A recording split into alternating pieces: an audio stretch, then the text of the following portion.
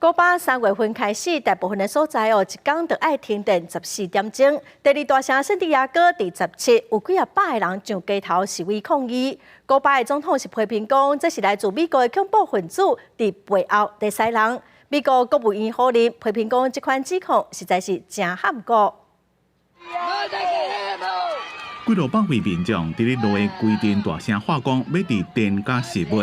古巴第二大城圣地亚哥17出现正罕见的公开抗议，因为当地大部分的地区伫到3月份了，逐天拢停电超过14点钟，佮加上食的食物、燃料甲药品欠甲真严重，互古巴的紧张局势愈来愈严重。¿Realmente el gobierno es capaz o no de frenar esa tasa?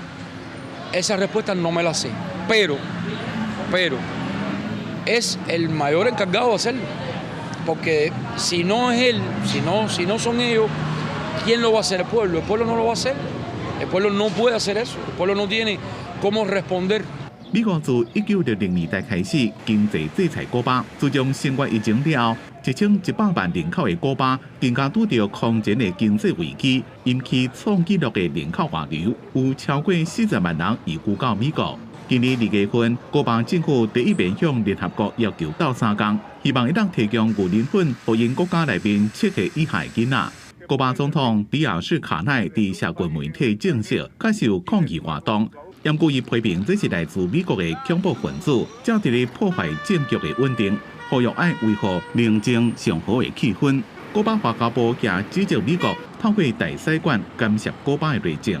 It's a violation of international law. It's a violation of the Vienna Convention on Diplomatic Relations, and therefore the embassy is stepping outside of its boundaries, and it needed to be called for that. The United States is not behind these protests in Cuba, and the accusation of that is absurd. 古巴的通膨真严重，官方讲已经到30%，不过实际数字恐惊是更较悬。这样造成古巴的批数大幅度暴跌，政府3月甲燃料的价格提悬5倍以上，互古巴人民的落地啊更较严。美国国务院是强调，发生抗议反映古巴的严重局势，希望古巴当局唔通行暴力加无公正的拘留，并且尊重古巴公民和平集会权利。公司新闻郑伟林编写。